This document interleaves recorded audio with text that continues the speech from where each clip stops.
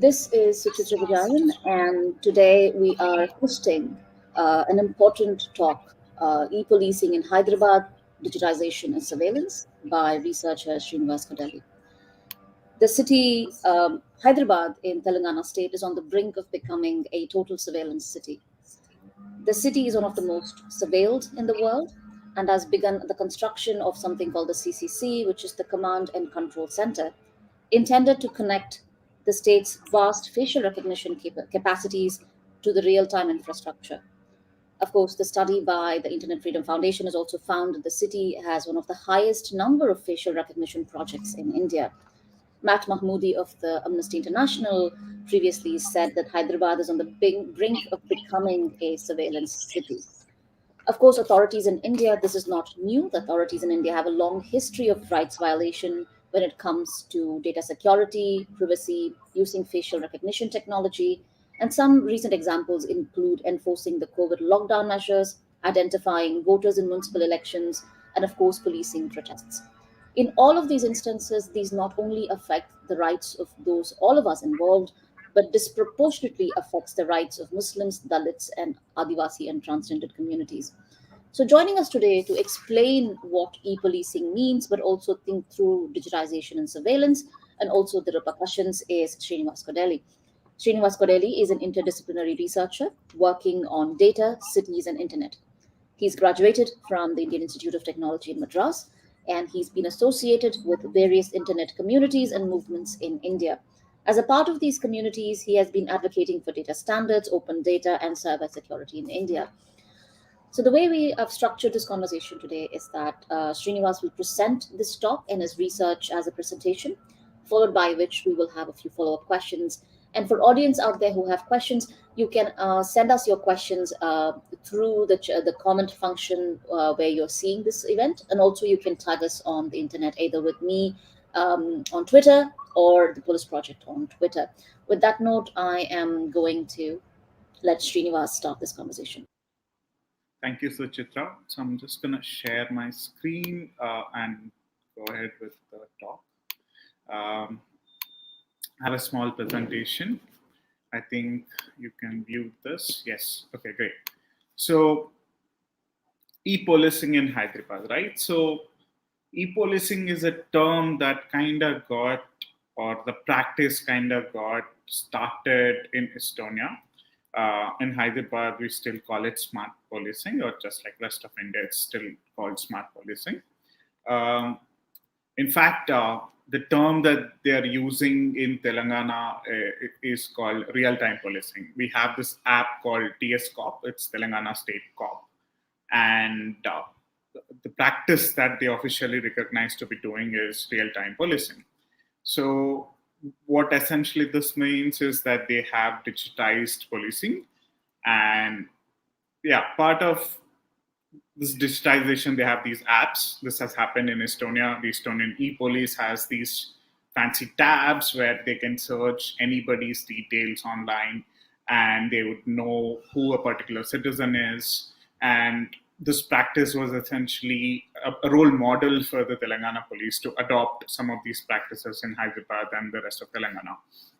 So these are some of the applications that Hyderabad City Police has. If you look at it, they have digitized almost everything in their policing workforce. It's essentially police workforce management systems. They have something called the Hawkeye applications, which is a citizen service application. They actively track their police vehicles using GPS and maps. They have something called the Hide Cop, or the equivalent version which I just showed you is the Telangana Cop, TS Cop apps. These are Android apps for cops to use some of their on-field work so that they can in real time, they actually access some of the policing servers and databases to identify information when there is a crime in real time where they get an alert. So they use this TS Cop or Hide Cop to actively file cases, search for information, look for CCTV cameras. I'm just going to brief you more about this in a minute. So they have digitized their visitor management system. So if you have to enter the police building, the commissionerates, you have to actually give your actually submit your face photograph. There'll be a small, tiny IP camera which detects your face. They collect all of your information, so everything's digitized. It's just not the police, right? Like they have interconnections with the jail system, right? Like there is this giant system that the Indian government, the MHA itself, is building called Integrated Criminal Justice System, part of which it's just not policing, but also the entire part of the criminal justice system that's getting digitized. And all of them are very interlinked through APIs. So to get a sense of it, it's just not real-time policing, it's also real-time justice system. Yeah, they have access to motor vehicle data from the Ministry of Road Transport. You can file an FIR online. You can send them an email. They have SMS alerts. So everything has been digitized. It's like nothing goes on paper. Most of it is digitized. I mean, you can still probably file a paper complaint, but it still gets digitized and you get an SMS after the complaint is registered. So I'm just going to go into the next slide and explain you what this app system is, right? Like they have this thing called the Hype Cop. The equivalent version, as I keep saying, is the Telangana Cop, TS Cop. And they have a bunch of policing processes which have been digitized. Everything from internal knowledge information to say, to even go into the next slide. Yeah, so they have access to the locations of all CCTV cameras in the city. They can issue lookout notices through the app. So essentially, if there was a hit and run by a car, if they have an image of the car or the number of the car, they can just issue a lookout notice, or they can issue lookout notices for individuals. They have instant management systems where they can file an instant. They have a patrolling management application where they consistently feed in information how they are patrolling, where they are. This is how, through the GPS of the phone, sometimes the police also track where the patrolling vehicle is. They actively map crime in the city. So every location, wherever there was a crime, every area, every neighborhood, it's geotagged, right? Like it's just not the crime is being reported real time in the app; it's being geotagged as well. So the cops have this tiny, like, so large dashboard where they can look at crime happening in the city real time. So this is what they mean by real time policing. Yeah, so what you're witnessing here is their dashboards, some screenshots of their dashboards. The system's called IamCap, where all of the crime and the type of crime that has taken place has been geotagged. And based on the number of crimes, you have these crime neighborhoods where there is less crime areas and more crime areas. So based on this, basically, they're using information to allocate some of their policing personnel where there should be more police personnel on the ground or where there should be less policing personnel. So what's happening is, because of the usage of digitization, because of these apps, they are essentially relied on some of this information to decide what next they have to do. And if there is more crime in one of the neighborhoods, there will be more police in that neighborhood. It's essentially leading to excessive policing in particular neighborhoods. It's also gone to an extreme extent. All of this kind of started around 2015. The modernization of policing kind of coincided with the formation of Telangana, one of the new states in India. And there was extensive support from the state government to modernize the police. So they have all the tiny gadgets, from apps to servers, cameras, they're everywhere, right? So what's happening based on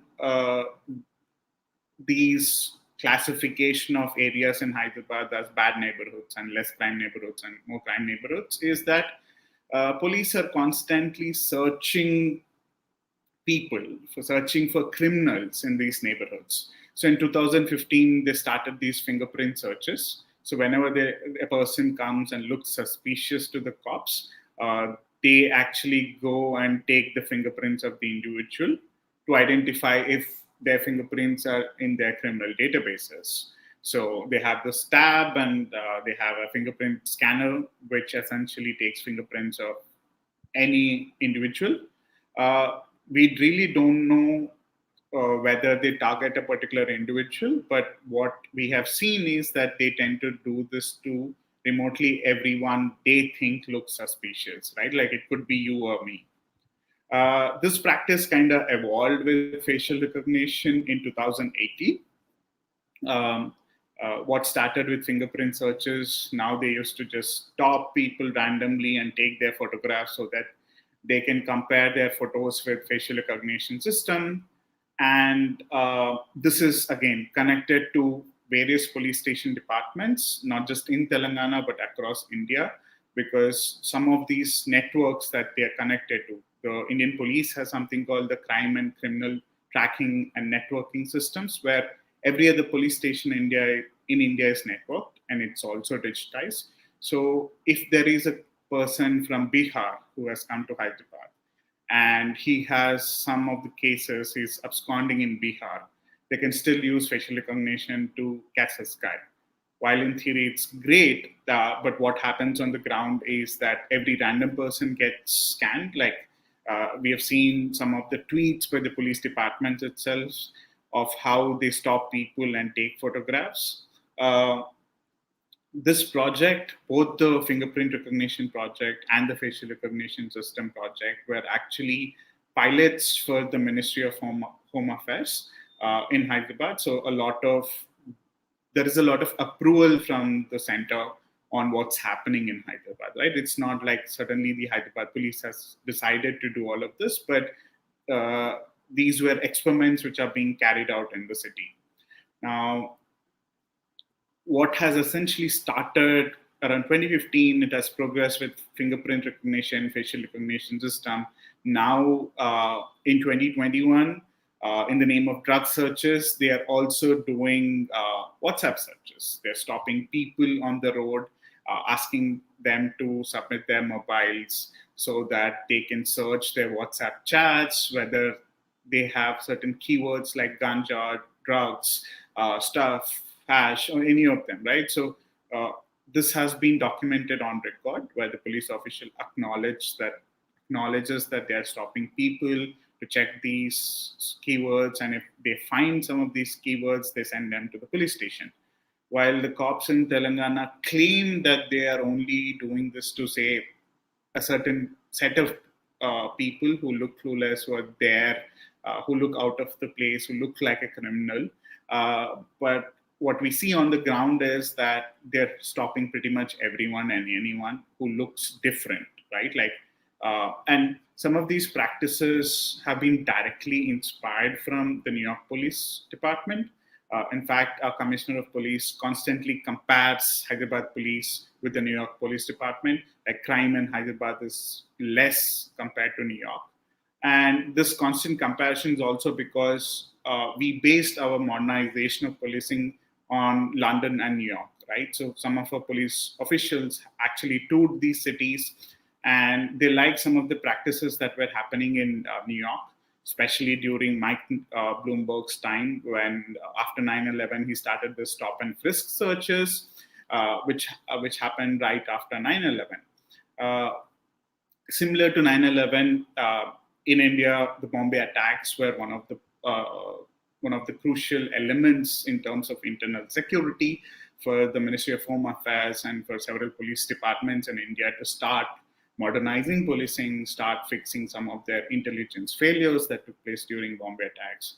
So you also see that there was a rise of SWAT teams for several police departments, especially in cities after the Bombay attacks. These plans of digitization also came right after Bombay attacks, right? I mean, the plans always existed pre-Bombay attacks. It's part of India's digitization efforts, but they took shape further after the Bombay attacks. This is a photograph of Hyderabad SWAT team called Octopus, and they're just holding a mock drill apparently.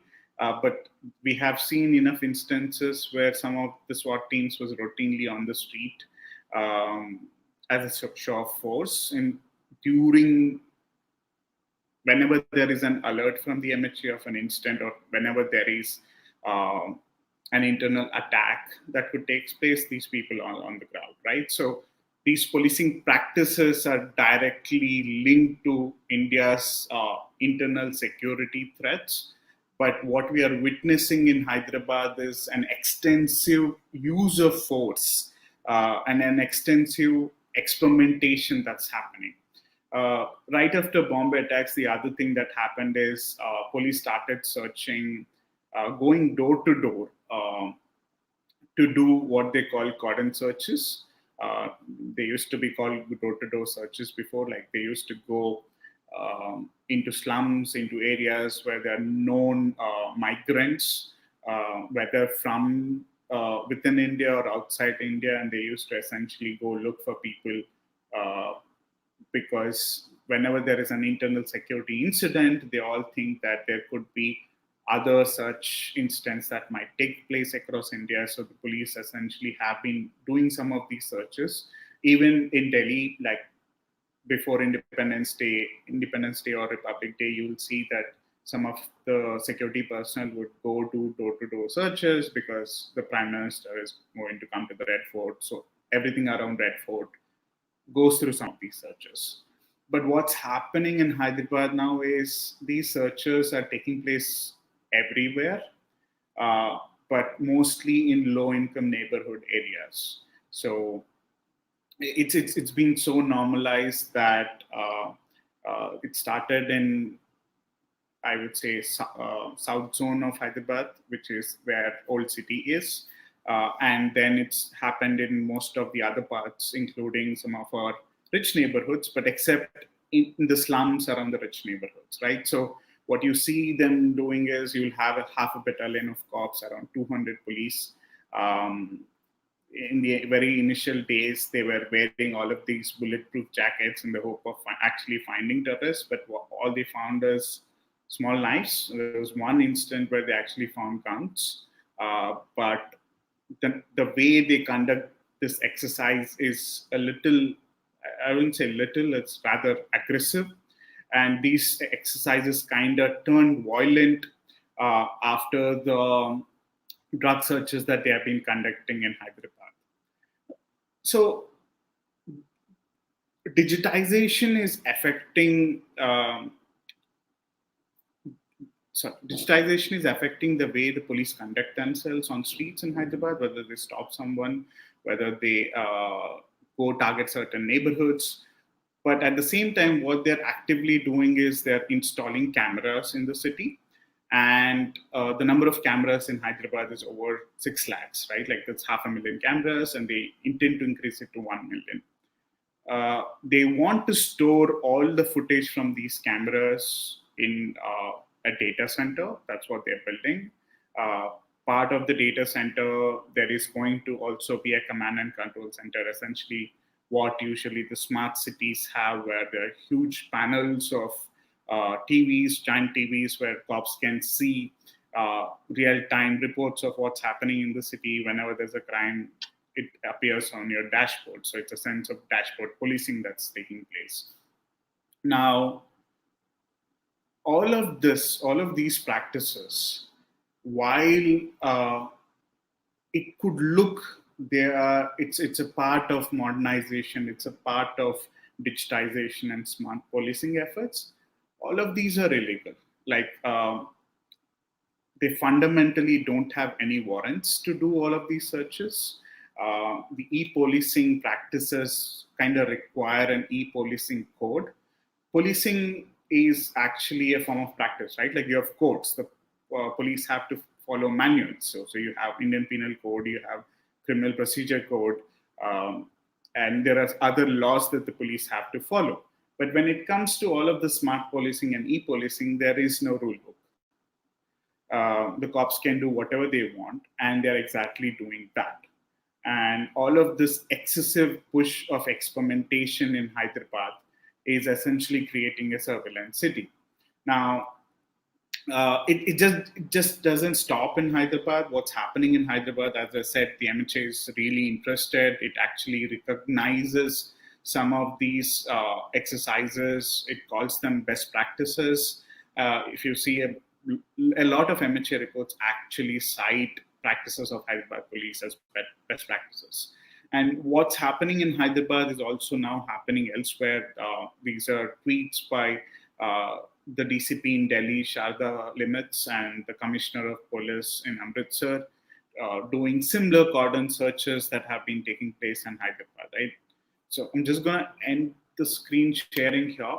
Uh, so what the police in Hyderabad got inspired from Estonia in terms of doing real-time policing is now become a standard of sorts. If you look at facial recognition system, uh, Hyderabad was one of the pilots. Now MHA is trying to implement what they call the national facial recognition systems. It was the same case with fingerprint recognition system.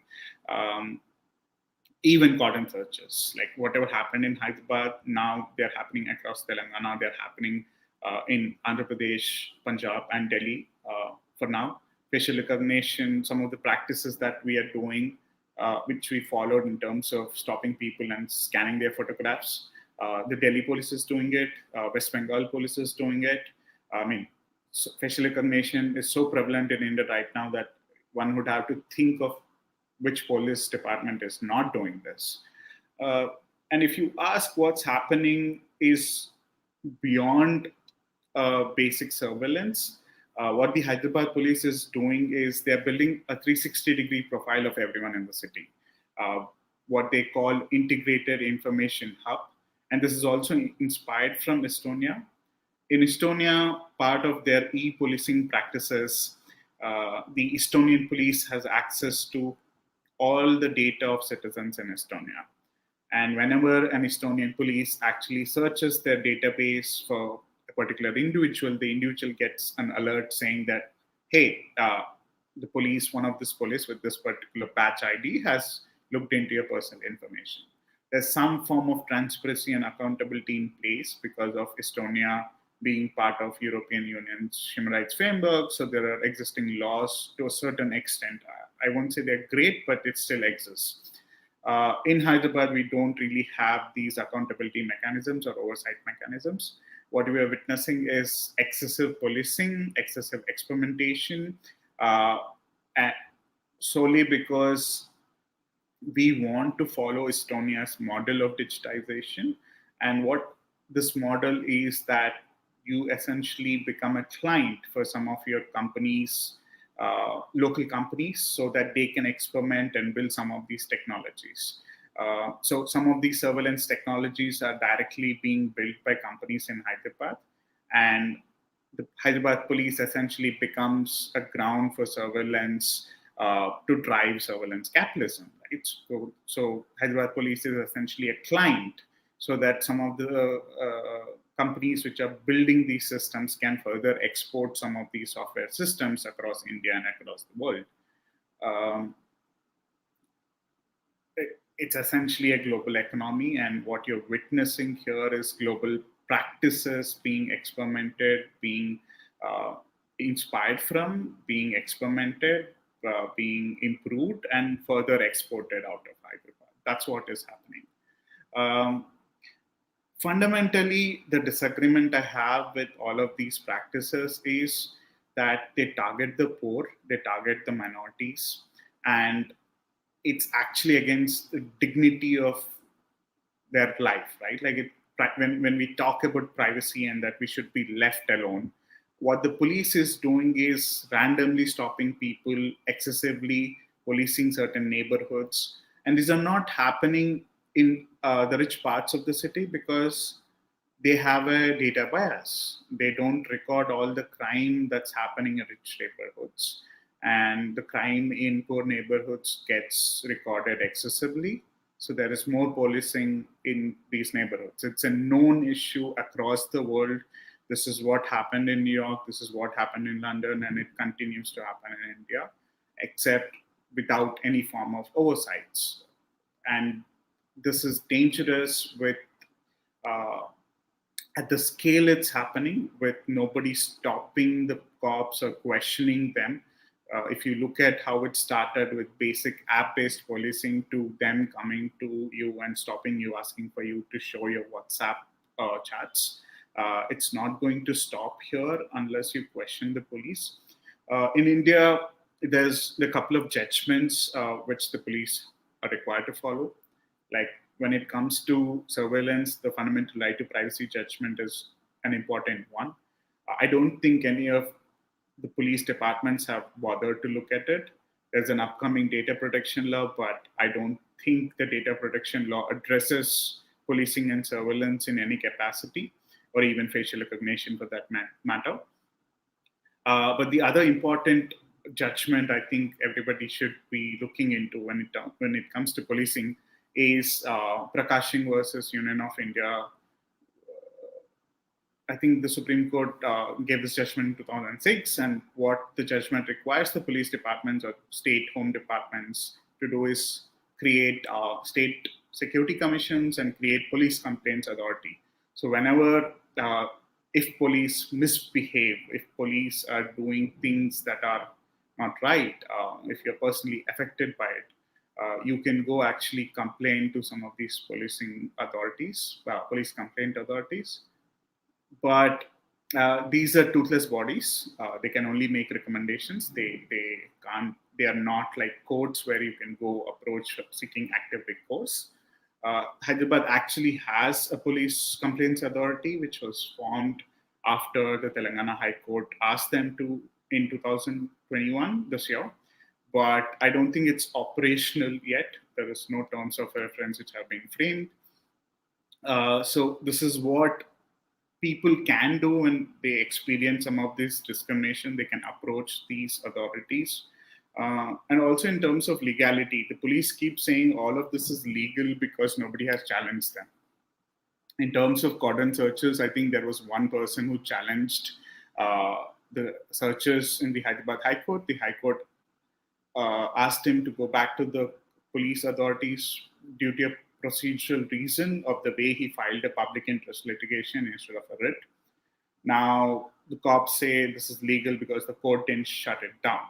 So it's excessive policing that has been taken over. And a lot of these practices, as I keep saying, are directly linked to Bombay attacks and modernization of policing in India. And the only way you can question some of these practices is if you actively advocate for accountability and oversight. And I think it's really important that we do this now. One part I think I didn't explain with some of these searches and Bombay attacks is Bombay attacks was also a trigger for creating national identities, right? The idea of national population register and Aadhaar came right after Bombay attacks. And what police in Hyderabad is doing is a people-friendly form of NRC. Hyderabad police has a term called people-friendly policing, a marketing term that they have invented to normalize a lot of these practices, to tell people that, hey, we are doing this in a friendly capacity. You don't have to worry with us. You don't have to question us anything. We are doing real-time policing. We are trying to predict crime before even crime happens. But all of this is just surveillance and excessive harassment of a certain kind of population which has past criminal records. So, and it's just not this. Even if you're caught, say, smoking on the streets, the first thing that the police do is take their tab out, take your photograph, because that's the only thing they do. They register a petty offense because previously in the past they used to issue a challan, but most of that was not digitized. But with these apps, everything gets recorded. Everybody has a record, and how some of your crime history, criminal history is going to affect you in future, whether it's you getting a job or whether you getting a passport or applying for a visa. All of this is going to be a problem in futures if we don't limit some of the things that the police are doing. I think it's about time people demand a e-policing code on what the police can do and can't do. Otherwise, these things are going to continue. Hyderabad will continue to remain an experimental ground for the MHA and global capital to further some of these experiments. Uh, yeah, so that's mostly what I wanted to say about what's happening in Hyderabad. I'm happy to take more questions now. Um,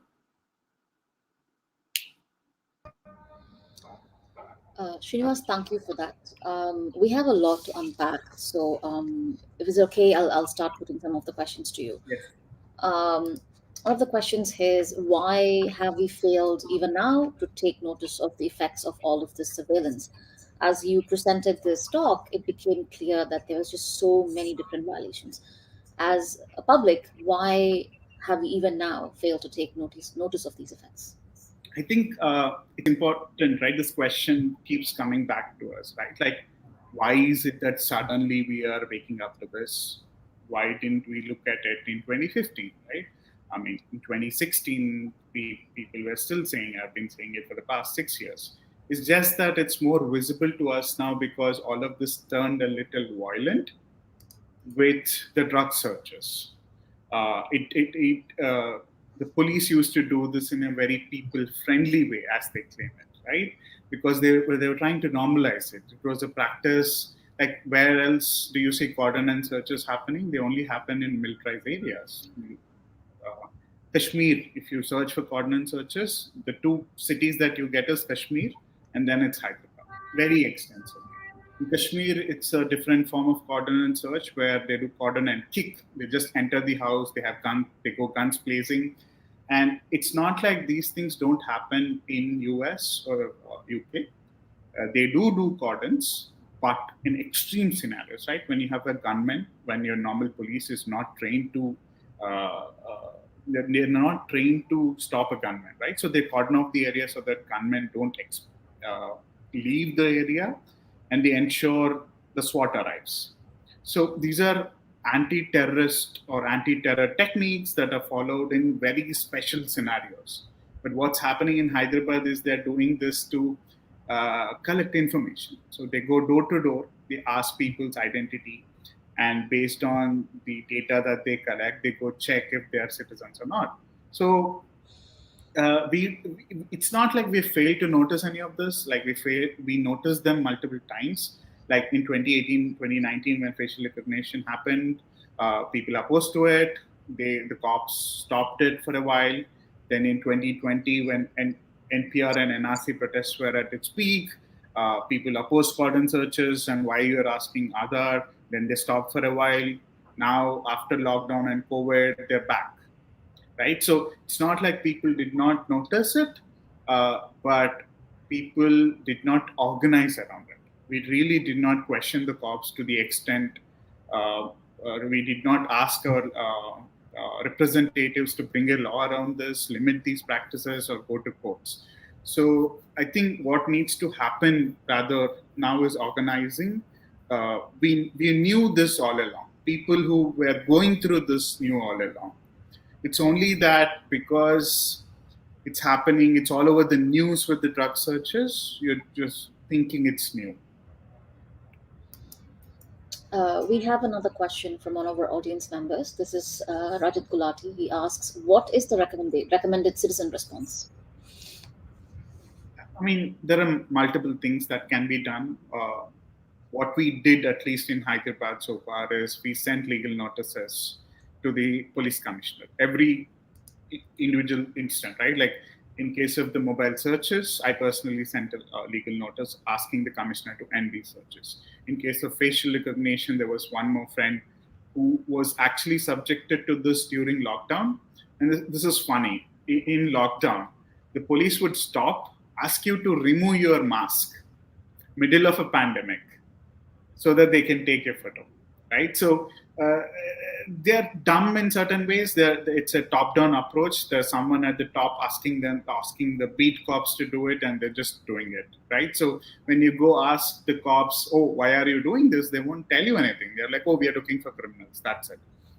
So What the citizens can do, I think we need to talk more about it. We need to question our representatives, MLAs, MPs, and even the police itself, right? And the whatever the Hyderabad police is doing is actually illegal. And there is the provisions in both the Hyderabad Police Act and provisions elsewhere which can allow to call these exercises, these searches, vexatious searches, where the police are doing this without cause, right? And there is a 6-month jail term for police when they do this.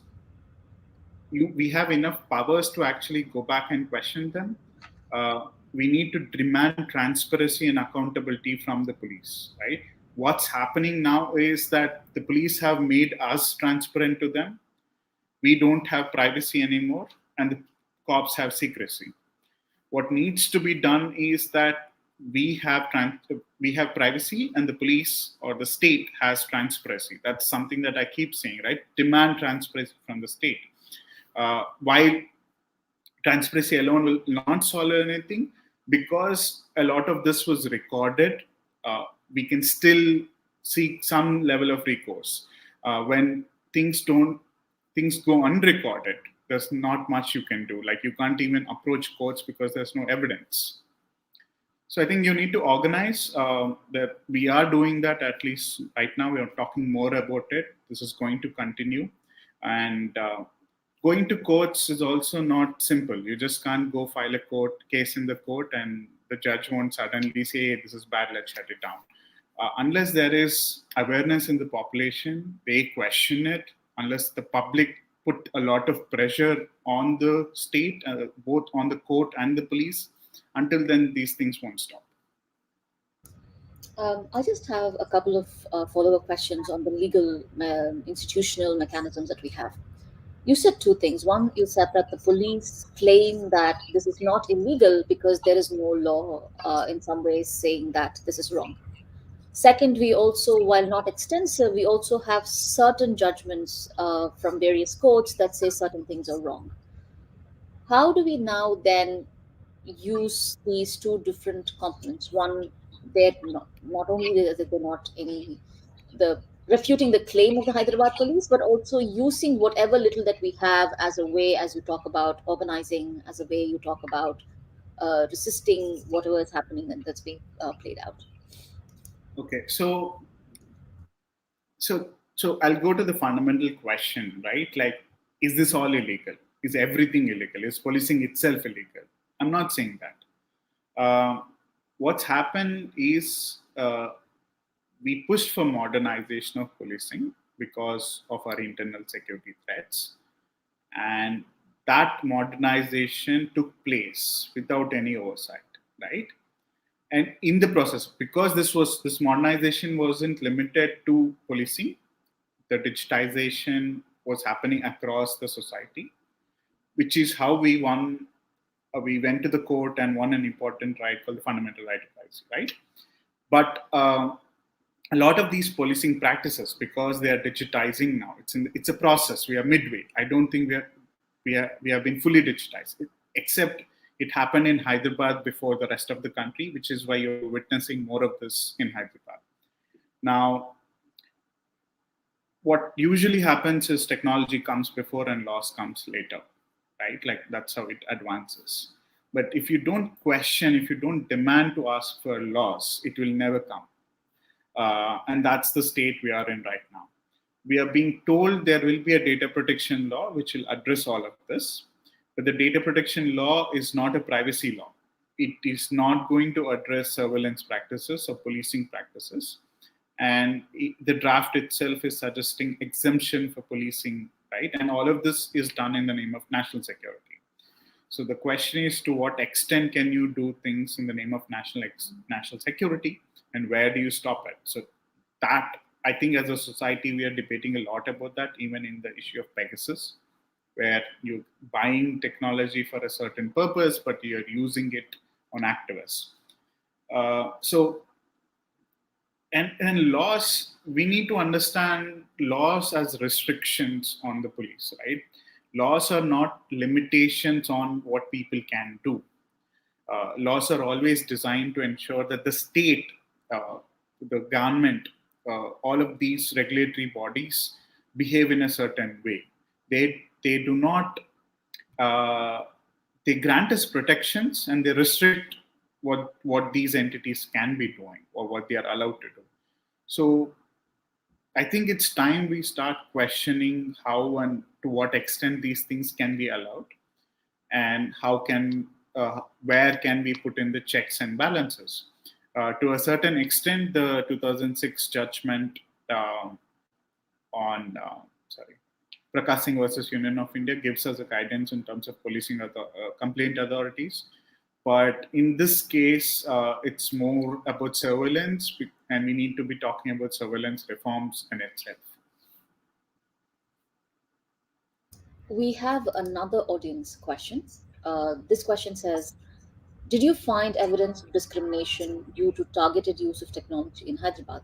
For example, in the US, now there is ample evidence of predictive policing being biased against blacks and minorities. I think there is ample evidence in terms of the searches and the neighborhoods where these policing activities are happening. We are, in fact, asking more questions. The cops are not giving us information, right? Like it's a black box. Like when you look at facial recognition, it's a black box. We really don't know how it functions.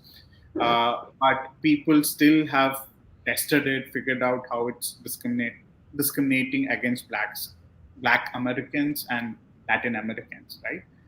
In Hyderabad, I'm not saying there is religious discrimination of any kind, but there is definitely discrimination based on class. Poor neighborhoods are getting excessive policing because of their data inputs. The way the crime mapping itself has happened, where uh, you have mapped your data and you're saying that, oh, there is more crime in this particular neighborhood, so for everything you're going into that neighborhood. Even in case of drugs, the drug searches that are taking place now, we do know for a fact that uh, even the rich consume a lot of drugs, but there was not any reported incidents of drug searches in rich neighborhoods. So is there discrimination? Yes. Is it because of technology or because of the way policing itself functions? I think one must understand technology is not new. Technology just encodes existing biases in society, which is what happened with African American populations and other minorities in the US, and that's what is happening in India as well, right? Like we're digitizing the society without including its social imbalances, right? So, because your past data, historic data, always was about some of these minorities, when you start training your algorithms or mapping or taking decisions based on data, it's all back to these classes. That's what happens with facial recognition too. There is not enough data or photographs of African population to train them effectively, and they get discriminated there as well, where one person gets identified as someone else. Thank you for that. I kind of want to switch to the question of surveillance capitalism. You talk extensively about it. My question is, within Hyderabad, you talk about certain companies that are now selling technology to the Hyderabad police. First, who are these companies? What are these companies? Second question is, how much of policing is now, and also the technology, is driven by what the companies are selling as against what we really need? Again, a lot of policing is not any need based anymore. We already know the deep casteist, violent ways in which Indian policing works. So these are the two questions. One, who are these companies? And second, how much of policing is driven by what the companies are selling to the Hyderabad police? So, a lot of this started in 2013, pre-formation of Telangana. Okay, there was an amendment to this act called the Public Safety Act, where they pushed cameras initially. Then came facial recognition. It was initially cameras. A lot of this was done through a grant or through a loan from Japan, and you will find NEC Corporation. It's a Japanese corporation. It's a known entity which supplies most of the biometric technologies around the world, in India, in Hyderabad as well. So, these companies are not just local; they are international. Uh, there are multiple other companies. There are a few Hyderabad-based companies. There's the company which did the mapping part of it is called Tech Datum. That's the These are the guys who built some of these mapping systems. I really don't know who built the facial recognition system, but the TS Corp app and some of the websites were built by this company called W3 Code Solution, or sorry, WinC3 Solutions in Secunderabad. Uh, but if you look at it from a larger perspective, um, not all companies are based in Hyderabad. And when Amnesty, I believe, listed a list of companies which included companies based outside Hyderabad, because uh, this is happening elsewhere as well. And the constant question during the national tender on the national facial recognition system was this: should it be designed in a way that international company gets it, or should it be designed in a way that Indian companies get it? There was huge lobbying both from Indian companies and international companies, so that the tender itself is designed in a such way that it helps grow Indian economy, Indian surveillance capitalism, right? So because the experiments in Hyderabad were done uh, with the help of Japanese companies, so I think the tender itself was designed for international companies. But later, with the opposition, they changed some of their rules, and it's important here because it's money. Everybody wants to install more cameras, uh, and also it kind of helps them feel secure, right? So, but that kind of security is also coming from money. If you have money, you can afford these. If you don't have money, then you'll be subjected, you'll become an experiment to these technologies. So there are more companies. I think the Amnesty report does mention it. In fact, the Ban the Scan campaign that Amnesty did, in fact, asks all these companies to look back at human rights violations that facial recognition systems are doing. And to the second question that you posed, right? So, are these affecting whether the companies which are looking at minority rights when this is happening? I don't think they care about it.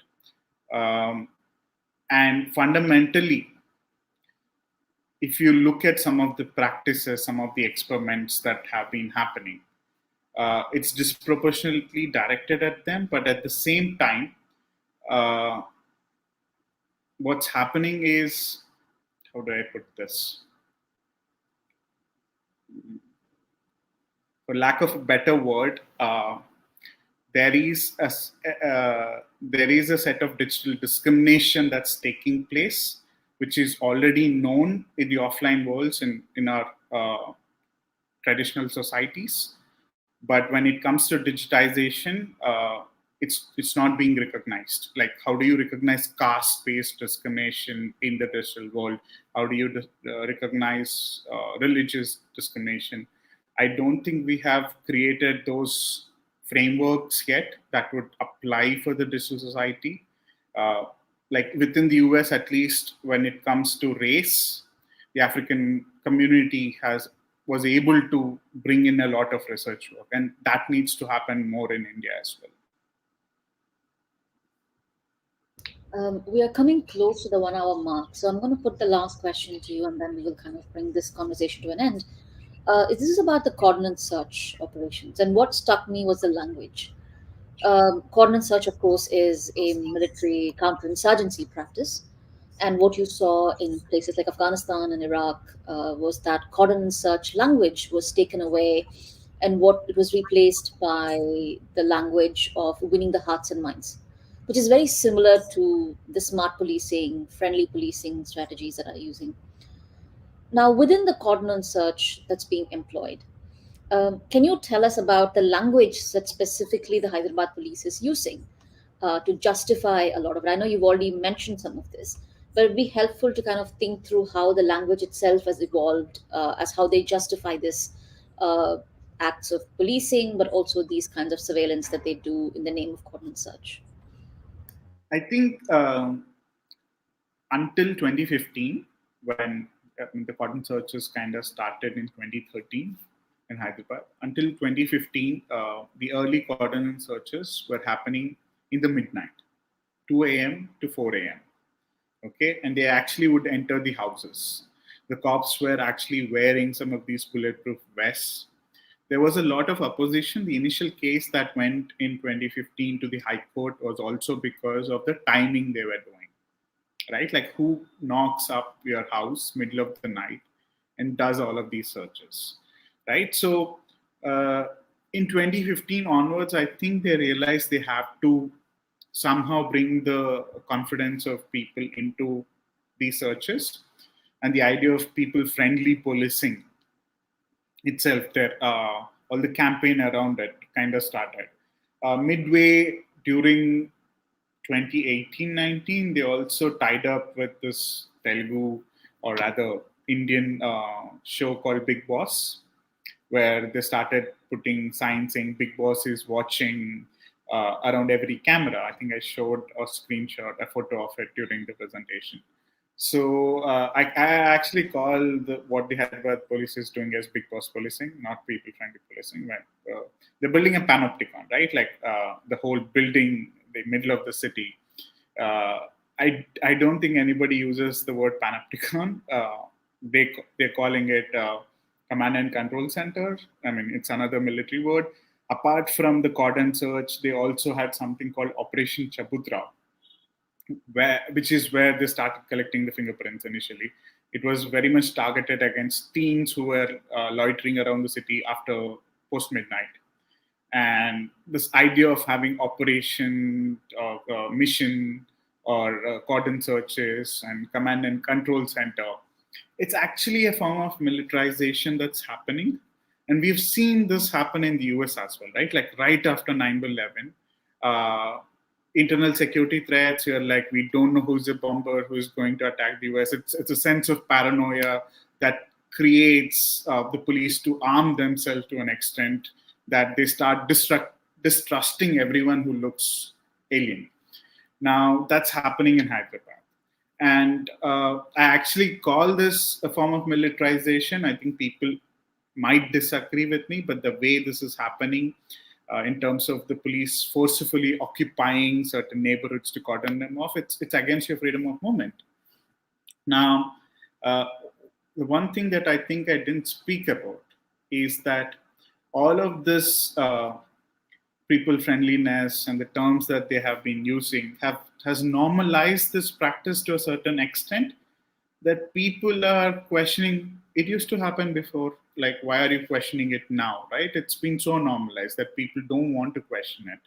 So this idea of creating these terms, taking the media along with them whenever they do this, is essentially to show that, oh, we're not doing something illegal, this is okay. But now, because there's so much of questions, they're not taking the media anymore. All the videos that you saw were happening before, but from now, recently, I think just the last week, if they're doing searches, they're not allowing the media with them, because people are using that to question the cops. So the narratives have changed. And I think this won't go away. All it will happen is the terms will get changed further. You will not call it coordinate search, but you'll continue to do door-to-door searches in future.